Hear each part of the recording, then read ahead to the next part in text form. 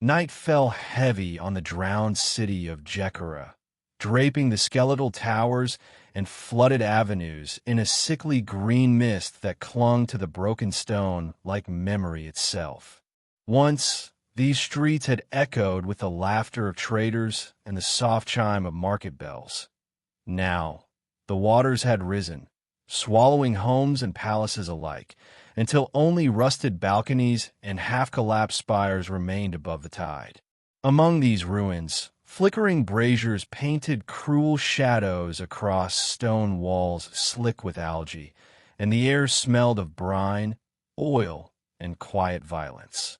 Alien mercenaries stood at attention atop cracked marble steps, blades of every shape and metal resting against armored shoulders. Some weapons glowed faintly with reactor cores humming in their hilts. Others bore ancient runes carved by dead artisans from worlds long forgotten.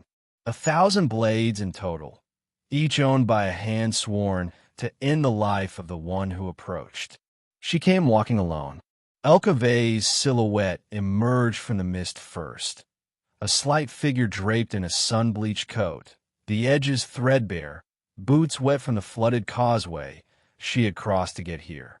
Around her hips, a single sheathed sword of dark Terran steel hung low, incongruously playing against the ceremonial and exotic weapons pointed at her. Her hair, damp from mist, clung to her face in black strands. To the warlords of the Korash Syndicate watching from their makeshift dais, a half-collapsed balcony festooned with stolen banners, she seemed small, insignificant, an orphan of a dead house, daring to trespass into the lion's den armed with nothing but stubborn pride. Yet they waited. Even the Shyrkan Clans, towering reptilian giants whose scales shimmered bronze under torchlight, held back. In the silence, attention sharp as drawn wire hung over the gathering. Rumors had reached them. This girl carried the bloodline of the Vey dynasty, an ancient human house that once commanded orbital defenses capable of tearing dreadnoughts from the sky. If true, she might hold a relic to reawaken that power. If false, then killing her would send a message that the syndicate and clans would not bow before any last scion of humanity. As Elka walked the broken tiles of the plaza, every alien I followed her. The flooded courtyards behind her lay empty.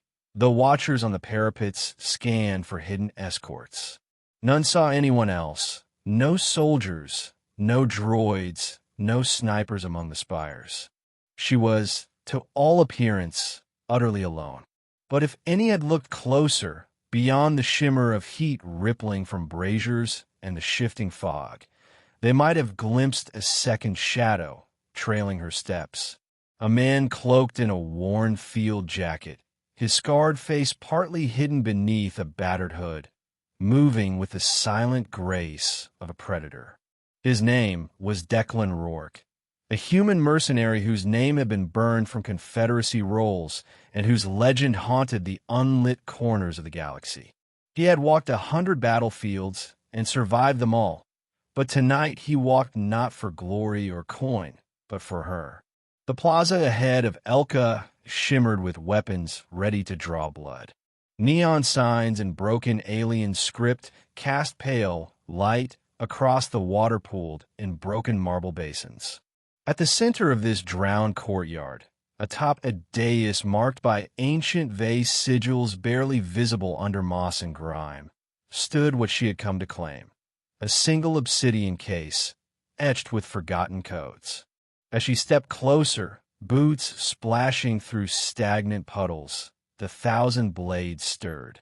Steel rasped against scabbards, claws flexed around hilts.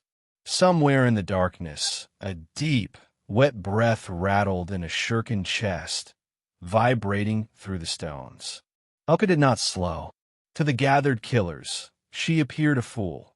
One girl daring to challenge a gathering of monsters and outlaws, whose combined blood price could buy the ruin of a dozen worlds.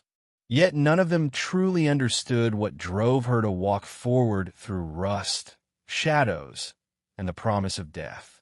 Beneath the haze of the drowned city, past broken columns and statues, now nothing but eroded faces, a forgotten destiny awaited. And though the night air trembled with the nearness of violence, her step did not falter as she advanced toward the dais where her family's last secret lay. Long before the drowned city of Jekara was swallowed by tide and ruin, it had belonged to House Vey. Centuries ago, when human ambition first reached the outer spiral arms, the Vey dynasty carved its name into the stars not with armies, but with vision. They built the silent sentinels, orbital defense platforms capable of turning entire enemy fleets to drifting wreckage. Their world became a citadel, and for a brief age, the name Vey commanded respect even among alien empires older than Earth's first ruins. But ambition breeds envy, and power invites betrayal. In the twilight years of the dynasty, rival houses whispered to the Korash Syndicate and Shyrkan Clans of weaknesses in Vey's ranks. Promises were made in the dark. Ships would vanish from patrol routes. Allies would turn silent. Gates would open at night. And so, in one single, orchestrated campaign, House Vey fell. The ancestral towers burned. The vaults of knowledge were emptied. The orbital platforms deactivated by secret kill codes only the ruling bloodline could undo. The survivors were hunted down and erased. Over time, the Vey name faded from archives and histories, surviving only in scattered rumors passed by refugees and smugglers who remembered a girl hidden behind stone walls as the city died around her. That girl was Elka Vey. Born on the last night the dynasty drew breath, smuggled from burning towers by a dying servant whose face she could barely remember. Elka grew up in exile among thieves, killers, and the forgotten. The blood that had once commanded fleets now marked her for death, a relic of a past no power wanted revived. Yet in every scar she bore, every lesson learned on back alley streets, she carried the weight of her family's fall and the whisper of what still slept beyond reach. The orbital sentinels, still waiting for the true heir's touch to awaken them from centuries of silence. The Syndicate and the clans thought her an echo of something extinct, a name without consequence. They did not know the old codes had been hidden, preserved within a single relic, an obsidian case lost in the flooded vaults of Jekara. It was this relic Elka came to claim, not out of vengeance alone, but because within its locked memory core lay the only means to rearm the last defenses of her house. A chance to turn the tide against the criminals who now ruled over broken worlds like hers. What the Korash and Shyrkan could not see behind her quiet determination was that Elka Vey was no lost child of ashes. She was the key to reawakening a power that had once terrified them.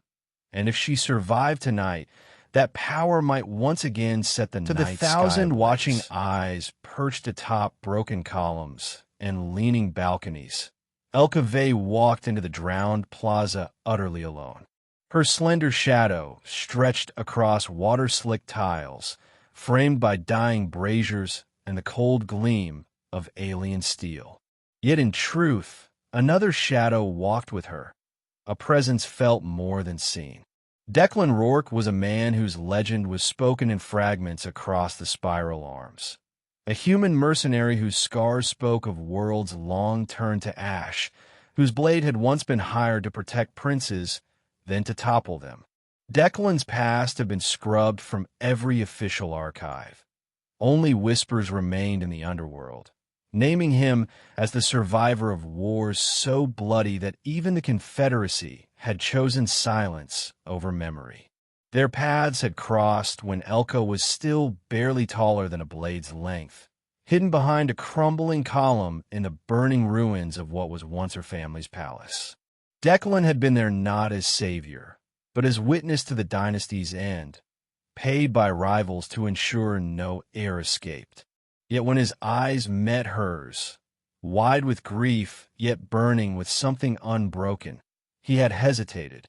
Instead of finishing what he was sent to do, Declan Rourke had turned his blade against his own employers. In that single choice, he severed the last thread binding him to a life of paid killing. From the fire-lit wreckage, he carried Elka away, vanishing into exile as the Korash Syndicate sealed its victory. Years passed in the darkness between forgotten worlds. Declan taught her how to move unseen, how to fight not with brute force, but with precision born of necessity. He trained her hands to hold a blade steady, to silence fear with breath, and to see the shape of violence before it arrived. Yet in every lesson, he reminded her, the blade alone could never define her. Vengeance could sharpen steel, but hollow a soul. It was not enough to strike back. She had to stand for something greater, something the Syndicate could not simply replace with new mercenaries. Declan knew tonight was the hour she had chosen to step fully into the path carved by blood and memory. Though his oath bound him to protect her, he understood this had to be her battle to win or lose. The relic she sought was her family's burden and birthright alike. So he kept to the misted edges of the drowned city, a ghost of scarred leather and old steel, watching every rooftop, every shifting shape in the smoke. His eyes measured the tremor of blades being drawn, the tightening grip of clawed fingers, the tension coiling in the stance of each hired killer. And should the night turn against her, Declan Rourke stood ready, not to take her place, but to ensure that even if Elka Vey fell, she would not fall alone. For a breathless moment, time seemed to freeze in the drowned plaza. Then, as if some unseen signal had been given, the 1,000 blades rose as one. The Shyrkan warriors surged forward first, hulking reptilian forms with scales that glimmered bronze and green under guttering torchlight, each wielding blades grown from their own bone, sharpened over decades of ritual. Their claws scraped sparks from stone as they charged, eyes lit with savage hunger for blood and triumph. Behind them came the Korash mercenaries, lean and sharp-eyed, wrapped in cloaks of dark synth leather. Their weapons gleamed coldly, double-edged sabers etched with runes, pikes humming with low plasma fields, and daggers curved like a predator's fawn. The combined roar of their advance echoed off shattered pillars, sending ripples across the stagnant pools that littered the courtyard floor. Elka did not flinch. Her blade left its sheath not in a grand flourish, but with a single, precise motion. It was a blade unlike theirs, simple, undecorated Terran steel, balanced to move with thought rather than muscle. Declan had taught her its song. Short, quick arcs to open veins, half-steps to shift around force, pivots to let brute strength pass harmlessly by. The first Shyrkan fell mid-leap, throat split open in a single stroke. A Korash spear jabbed from the left. Elka twisted, letting the steel graze her coat, and slammed her blade's pommel into the attacker's jaw, sending him sprawling. Then the real storm broke. A dozen, then 24 blades converged. Sparks flew in sprays of white fire as steel clashed against steel, against bone, against scaled hide. Elka moved not like a brawler, but like wind flowing around stone. Each dodge so narrow it seemed she must be struck, each counter swift and sure. Blood splashed onto the cracked tiles, some hers, most theirs. Yet the weight of numbers bore down. Every time she cut one foe down, 2 more rose behind. A Shyrkan tail swept toward her legs. She vaulted over it, only to meet a spear's haft swinging for her head. She ducked, spinning low, and answered with a rising slash that tore the spear wielder open from hip to collar. The clash rang across the flooded city, blending with the hiss of breath through gritted teeth and the wet gasp of dying warriors. Her coat, already torn, grew darker with fresh blood. Sweat stung her eyes. Her chest burned with every ragged breath. The Korash closed ranks, aiming to pin her in, blades pressing from every side. Their cloaks fanned out, masking footwork honed through decades of mercenary skirmishes. A Shyrkan bellowed, the sound like a stone avalanche, and drove forward with bone sides raised to cleave her in two. And through it all, she kept moving, not meeting force with force, but bending it aside, redirecting each blow until it struck nothing but mist and air. Each heartbeat carried her deeper into the swirling chaos, deeper into the storm of killing intent, as the thousand blades sought to carve her story short before it The clash of steel began. Echoed through the drowned plaza like a dying heartbeat. Elka moved faster than thought, but the sheer tide of blades pressed closer, whittling away space until she fought within a cage of flashing metal. A Shyrkan's bone blade grazed her shoulder, parting fabric and skin alike. Heat blossomed along her nerves, sharp and blinding. Declan Rourke watched from the shadowed edge, hidden between toppled columns crusted with barnacles and ancient rust. His fingers tightened around the worn grip of his blade, knuckles whitening. He had sworn to himself this was her fight. She had to prove, not just to the Syndicate and clans, but to herself, that the blood of House Vey was more than memory. Every lesson he had drilled into her was for this moment. The balance of stance, the economy of motion, the acceptance of fear without surrender to it. Yet promises forged in resolve are brittle when set against the reality of watching someone you love brought to the brink. A Korash mercenary darted in low, blade flashing toward Elka's ribs while another raised a curved scimitar for a killing blow from above. Elka pivoted, blade slicing across the first attacker's wrist, but she was too slow to deflect the downward stroke. In that instant, Declan's promise shattered. His hand shot to his belt, tearing free a blackened sphere no larger than a child's fist, an ion charge old enough to have been declared unstable by any sane armorer. With a flick of his thumb, he triggered it and hurled it into the heart of the melee. The explosion was not a roar of flame, but a sudden, suffocating brilliance, a pulse of electric light so harsh it turned night into negative afterimages. A white fog surged outward, boiling off metal and bone alike, drowning the plaza in choking haze. Sparks crackled across water-slick tiles. Alien curses rose in ragged, panicked voices as sight and coordination failed. Declan moved before the smoke could thin. His blade, plain, blackened steel with a single worn grip, cut its first arc through the haze, parting flesh from bone in a single step. A Shyrkan lunged blindly. Declan sidestepped, burying his blade beneath the scaled jaw and wrenching free in a wet spray. To those who had watched him from afar as rumor, the reality was worse than myth. Declan fought not with the elegance of Elka's dance, but with brutal, measured precision. Every motion wasted nothing. Every strike designed to end a life rather than win applause. Beside him, Elka gasped for breath, momentarily disoriented. Yet as Declan's presence registered, her eyes focused, and her blade rose again. Their movements synchronized not by plan, but by years of shared exile, by a trust so deep it had never needed words. The thousand blades lashed out through the white smoke, wild, unfocused strikes born of fear and frustration.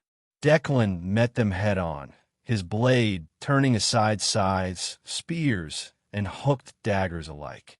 His shoulders rolled under blows that might have felled lesser men, answering each attack with a killing stroke, so swift it seemed almost casual. Smoke curled around them like a living thing, catching the glow of dying braziers, turning each heartbeat into a shifting dance of silhouettes. Declan stepped to Elka's flank, cutting down a Korash who had slipped behind her. She twisted low, carving a Shyrkan knee from its owner's leg. Through the haze, father and daughter, not by blood, but by choice, fought back to back, bound by an unspoken vow that tonight, the last echoes of steel on stone faded into a silence, so deep it felt almost alive, broken only by the quiet drip of blood pooling across fractured marble tiles. Slowly, the smoke thinned, curling away in ragged banners that clung to shattered columns and the broken backs of the fallen. What had begun as a courtyard bristling with the promise of death had become a graveyard of ambition. Shyrkan corpses lay twisted where they'd fallen, scaled hides cleaved open to reveal raw muscle and shattered bone.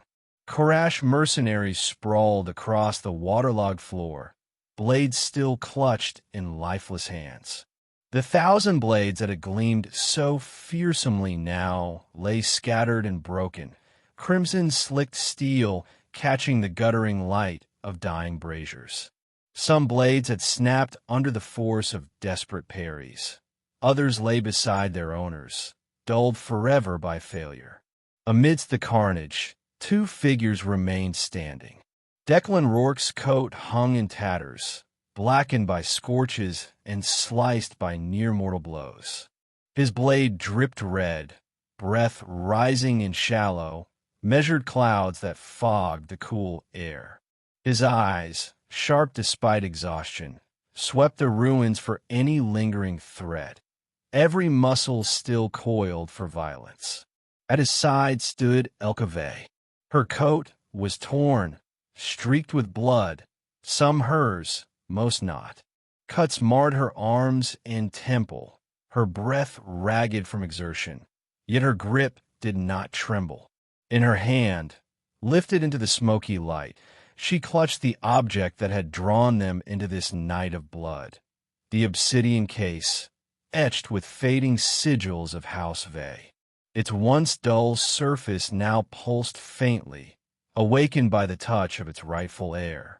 Within its sealed core lay the codes capable of reactivating orbital sentinels, the silent giants left drifting above this broken world, built by ancestors whose memory had been hunted almost to extinction. Around them, the mist-shrouded plaza felt hollow and vast, the grandeur of its architecture drowned under decay and the ruin of violence. The Syndicate's chosen blades, so certain of victory, had been cut down to a man. The braziers sputtered, casting long, shifting shadows over the bodies of the fallen, over cracked stone engraved with symbols of a house that the galaxy had tried to forget. And where once had stood an army sworn to kill her, now there stood only 2, the last living heir of a fallen house, and the silent guardian who had defied the weight of history beyond the smoke's tattered veil. On fractured balconies and cracked parapets that circled the drowned plaza, survivors still watched. Warlords draped in scaled cloaks, Korash lieutenants with dark, hooded eyes, and hired mercenaries who had not dared to descend when the 1,000 blades had charged. They had expected a spectacle, a swift execution that would serve as a warning to any who might claim the legacy of House Vey. Instead, they witnessed something that none had believed possible. The girl they had dismissed as an orphan of a ruined bloodline now stood upright among the corpses of their finest killers, relic in hand, her blade still wet with blood. Her silhouette seemed larger than life in the failing torchlight, not because of her stature, but because of the raw force of what she had shown against overwhelming numbers. And beside her, the human mercenary whose name had become rumor and ghost story even before this night, Declan Rourke, stood as if carved from black iron, his blade lowered but ready, eyes unblinking in the flickering gloom. His scars caught the light in stark relief, and his presence radiated an unspoken promise that should any dare test their luck again, his steel would answer first. Among those who watched, a new calculation took root, cold and electric. The girl was not just a pretender clutching a family heirloom. She was the last living blood of a dynasty whose weapons had once humbled entire fleets. And the man at her side was not a simple blade for hire, but a force who had turned legend real, cutting down the Syndicate's chosen champions when they believed themselves untouchable. Fear tangled with respect in every silent gaze. Some felt the thrill of possibility, imagining where their allegiance might lie if the Vey sentinels were reawakened. Others felt the cold press of mortality, remembering that even the strong could fall when they underestimated resolve born of ruin. The hush that settled over the plaza was not merely shock. It was the first stirring of recognition that this girl and her silent guardian were no longer fugitives hiding in the galaxy's shadows. They were claimants to an ancient power that might yet rise from the drowned stones and blood-soaked tiles to challenge the criminal empires that had long thought The air hung themselves thick immortal. with a metallic tang of blood and scorched ozone.